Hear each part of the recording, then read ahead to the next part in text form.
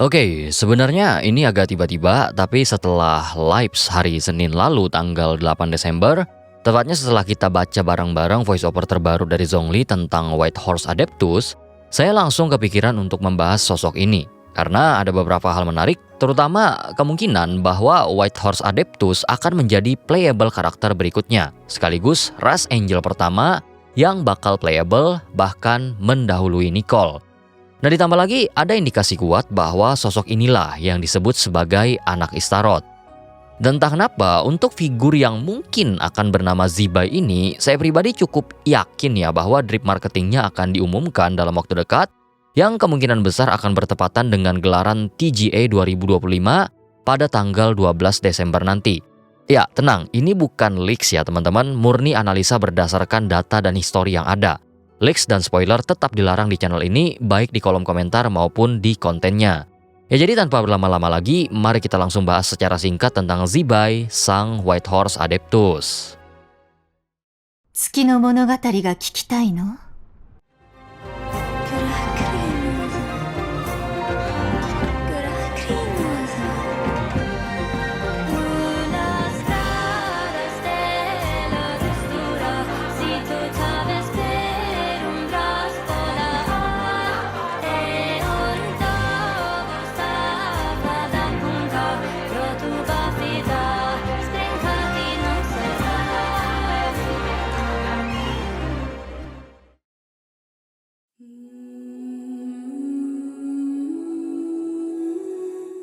Nah, mungkin sedikit menjelaskan situasinya terlebih dahulu.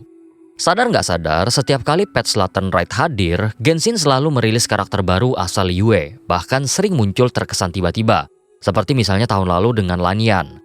Nah, kebetulan Patch Luna 4 nanti akan bertepatan dengan tahun baru Chinese, yang secara logika, Latent Rite juga seharusnya jatuh pada patch yang sama. Nah, setelah rilisnya Luna 3, ada hal lain yang cukup menarik, yaitu beberapa karakter mendapatkan pembaharuan voiceover. Dan salah satunya adalah Zhongli. Di sana ia menyebutkan keberadaan White Horse Adeptus, sosok yang sebenarnya sudah hadir sejak 1.0 dari sebuah arsip. Kemudian voiceover yang sama juga hadir pada Ningguang yang sayangnya masih terkunci, dan secara kebetulan Xian Yun juga memiliki voiceover terkunci dengan syarat yang sama seperti Ningguang. Namun berbeda dengan Zhongli dan Ningguang yang menuliskan White Horse Adeptus, di voiceover Xian Yun justru tertulis nama Zibai di sana.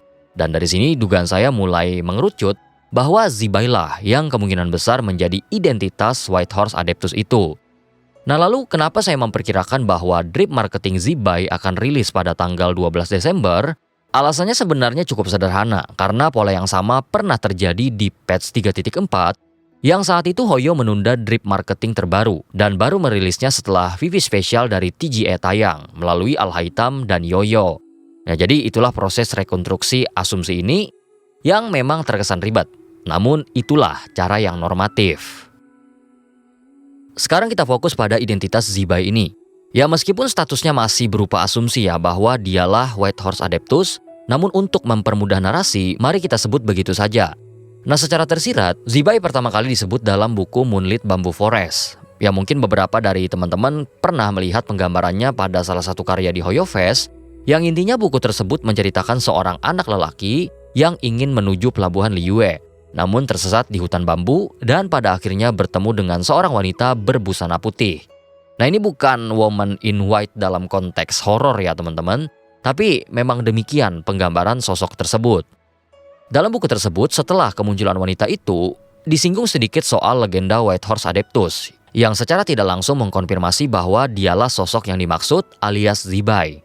Zibai kemudian mengantarkan pemuda itu keluar dari hutan bambu, namun yang jauh lebih menarik daripada itu adalah percakapan mereka di tengah perjalanan. Zibai sempat bercerita tentang 3 bulan, kemudian siklus mereka di masa lampau, kisah cinta bulan kepada Star of Daybreak, hingga sebuah peristiwa yang terasa familiar bagi kita, terutama melalui Luna 3, yaitu Funerary War. Hanya saja ada satu perbedaan penting dalam ceritanya, yang mana dalam versi Archon Quest, bulan digambarkan dihancurkan, sementara Zibai dalam buku tersebut mengatakan bahwa kehancuran itu terjadi karena siklus, bukan sebuah penghancuran. Nah, hingga titik ini, buku tersebut baru memperkenalkan sosok White Horse Adeptus. Kemudian identitasnya yang jauh lebih jelas justru dijelaskan melalui buku yang berbeda. Ya, pada patch 5.2, rilis sebuah buku berjudul Spring of Hidden Jet yang menceritakan pertemuan antara Guhua dengan seorang wanita bermata emas dan bergaun putih. Nah, kisah ini memuat kejadian yang mirip dengan Moonlit Bamboo Forest, hanya saja dengan penjabaran yang sedikit berbeda serta sejumlah detail tambahan yang nanti akan kita bahas lebih jauh. Namun identitas wanita itu dikonfirmasi lewat satu kalimat kunci, yakni wanita itu pernah menemui seorang anak yang tersesat di hutan bambu. Ya, dari sini sudah dikonfirmasi bahwa sosok tersebut adalah sosok yang sama yang ada pada buku tersebut. Nah, detail tambahan inilah yang akhirnya memperlihatkan identitas Zibai yang lebih tegas. Pertama, ia dikonfirmasi sebagai emissary atau utusan. Istilah ini adalah istilah yang sama yang digunakan pada Koitar melalui drop item Prosnack Hera. Nah, tapi sebenarnya identitasnya sebagai malaikat itu sudah dikonfirmasi sejak patch 5.7, tepatnya setelah rilisnya Azure Light. Ya, pada Azure Light, salah satu ramalan terakhir Koitar menyebut adanya seorang angel yang terus mengembara di suatu tempat dan menantikan pertemuan tertentu dengan lokasi yang dituliskan di sana sebagai Stagnant Foreign Land. Nah, istilah yang sama juga muncul dalam Spring of Hidden Jet ketika dijelaskan bahwa Zibai terpaksa harus tinggal di tempat itu untuk menunggu ibunya, menunggu erosi, dan menantikan sebuah pertemuan. Nah, menariknya ada keyakinan di antara sebagian orang bahwa Zibai merupakan anak dari waktu, dengan kata lain anak dari Istaroth. Nah, memang tidak dijelaskan secara eksplisit mengapa ia dipandang seperti itu, namun saya punya asumsi yang nanti akan saya jelaskan lebih jauh. Nah, sebenarnya meskipun ia disebut sebagai Adeptus, menurut Keqing, Zibai bersama dengan 7 adepti yang melawan Dewa Taudu bukanlah Adeptus Tulen. Hanya saja kemampuan mereka menyerupai Adeptus, sehingga gelar itu diberikan kepada mereka. Nah, Zhongli sendiri dalam voice-over terbarunya hanya menyebutnya sebagai White Horse, meskipun titel resminya tetap dituliskan sebagai Adeptus. Dalam penjelasannya, Zhongli mengatakan bahwa Zibai adalah kenalan lamanya, namun pertemuan mereka tampaknya hanya berlangsung sebentar saja. Selain itu, Lan Yan juga pernah menyebut bahwa nama lain dari Zibai adalah Gold-Eyed Celadon Mare, serta menjelaskan bahwa Zibai memiliki kemampuan untuk menyerupai manusia. Ya, kemampuan yang memang umum dimiliki para Adeptus. Terakhir soal identitasnya, ada pula kemungkinan bahwa Zibai pernah tinggal di bulan. Ya, pada anekdot Yanfei saat mengunjungi Pulau Hisi, Lauma mendengar kisah tentang White Horse Adeptus dan kemudian mengingat legenda tentang Divine Envoys yang pernah tinggal di bulan. Nah, ini cukup penting karena bila ada hubungan Zibai dengan bulan memang sekuat itu, maka Zibai berpotensi menjadi karakter berikutnya yang memiliki Moonwheel. Karena sejauh ini, keempat karakter yang memiliki Moonwheel semuanya dikonfirmasi memiliki keterikatan baik secara kekuatan maupun sejarah dengan bulan itu sendiri.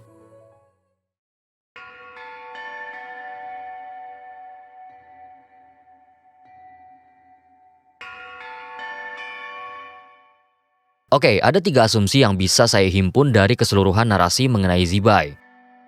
Asumsi pertama adalah Zibai merupakan angel yang tidak terkena kutukan menjadi Selly. Hanya saja bukan berarti ia bebas tanpa konsekuensi. Ya, sama seperti Nicole yang kehilangan kemampuan bicara, atau Nabu Malikata yang tidak dapat menatap langit, Zibai tampaknya juga menerima hukuman bersyarat. Dan dari yang saya tangkap, hukuman itu adalah mengembara tanpa henti, sembari menunggu pertemuan dengan seseorang atau sesuatu. Nah, narasi mengenai menunggu ini ditegaskan sebanyak 2 kali. Pertama dari Spring of Hidden Jet, yang menyebutkan bahwa Zibai terpaksa terperangkap di Tifat, menunggu ibunya, menunggu erosi batu, dan menunggu pertemuan.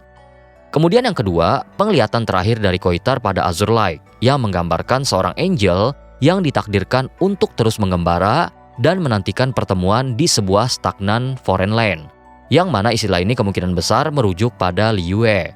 Nah, jika digabungkan, keduanya memberikan kesan kuat bahwa Zibai tidak akan bisa meninggalkan Liyue sampai syarat tertentu terpenuhi. Nah, asumsi pertama akan mengerucutkan kemungkinan pada asumsi kedua, yakni Zibai yang akan berkaitan dengan quest penting. Nah, berbeda dengan Zhongli, pada voice over Ningguang dan Xian Yun, voice over Zibai di sana masih terkunci, dan syarat untuk membukanya harus melalui sebuah quest tertentu. Apa artinya? Artinya, quest tersebut adalah quest permanen, bukan quest event yang akan hilang setelah satu patch berakhir. Nah, awalnya saya sempat mempertimbangkan bahwa Zibai mungkin terlibat dalam Archon Quest Luna, namun jika kita mengikuti narasi mengenai kutukan yang memaksa dia tetap berada di Liyue, maka kemungkinan itu untuk sementara harus dieliminasi. Kemudian dengan mempertimbangkan pola yang ada, saat ini ada dua skenario yang paling masuk akal. Entah Zibai akan mendapatkan quest story pribadinya, atau justru Lateran Rite tahun ini akan dibuat permanen, yang mungkin mirip dengan perlakuan pada quest Summer 5.8 kemarin. Nah, walaupun sempat terpikirkan opsi ketiga ya, berupa Archon Quest Interlude seperti Senhe misalnya, probabilitasnya kayaknya terasa kecil ya, mengingat patch yang sama kemungkinan juga memuat Archon Quest utama. Asumsi ketiga atau asumsi terakhir sebenarnya baru terpikirkan beberapa hari yang lalu dan dipantik untuk memikirkan ini. Ya mungkin sekilas terasa tidak berkaitan, tapi coba teman-teman simak terlebih dahulu. Pada Jetfall Splendor dijelaskan bahwa dahulu ada sebuah pecahan peradaban dari One Civilization yang hidup di kedalaman Chasm. Kemudian pecahan inilah yang diceritakan melakukan suatu dosa sehingga dijatuhkan paku langit ke wilayah itu. Namun menariknya, komunitas ini tidak benar-benar musnah. Justru disebutkan bahwa mereka selamat dan direlokasi menuju Chen Yufei, tempat di mana peradaban baru akhirnya berdiri. Nah, yang kemudian mengganggu pikiran saya adalah satu pertanyaan sederhana. Siapa makhluk yang cukup sakti untuk merelokasi satu pecahan peradaban dari hukuman paku langit?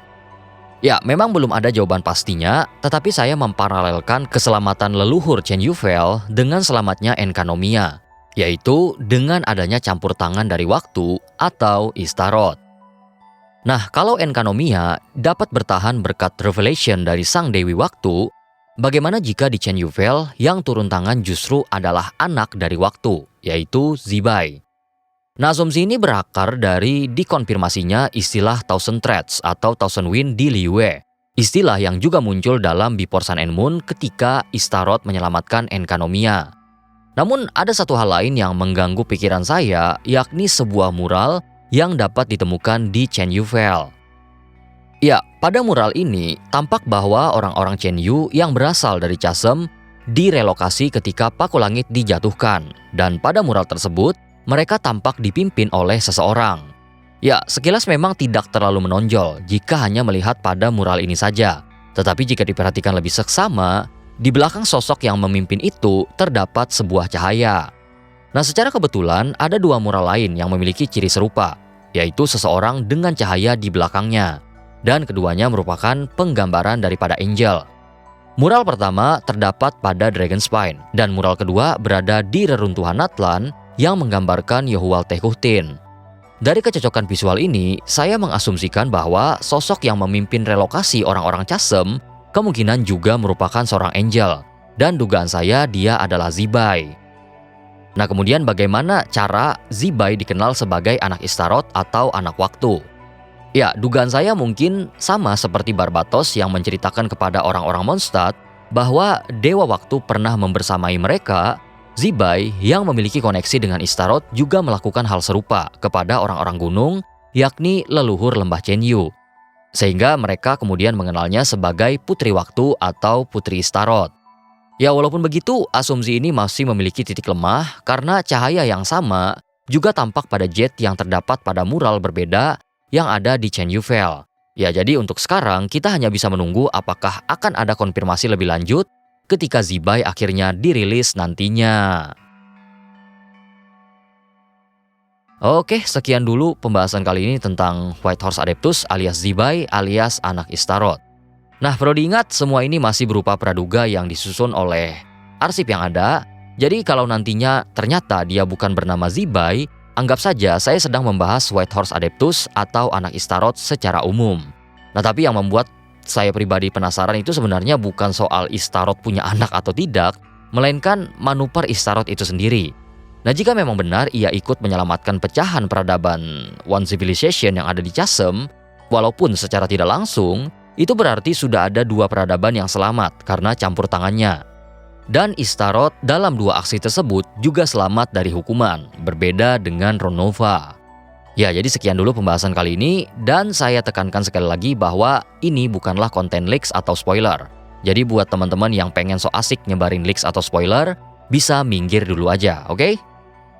Kemudian saya ingin berterima kasih pada teman-teman membership, terutama para desender atas dukungannya sejauh ini. Thank you berat.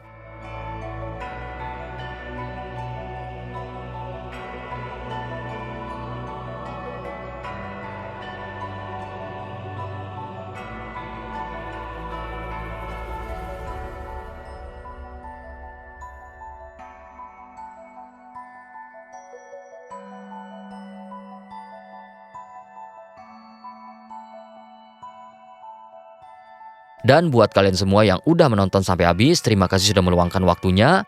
Kalau suka dengan kontennya, jangan lupa berikan like, komen, dan subscribe. Atau bisa gabung membership juga untuk dukungan langsung, serta eksklusif konten. Oke, saya Mas Pur izin pamit dulu. Hadestra.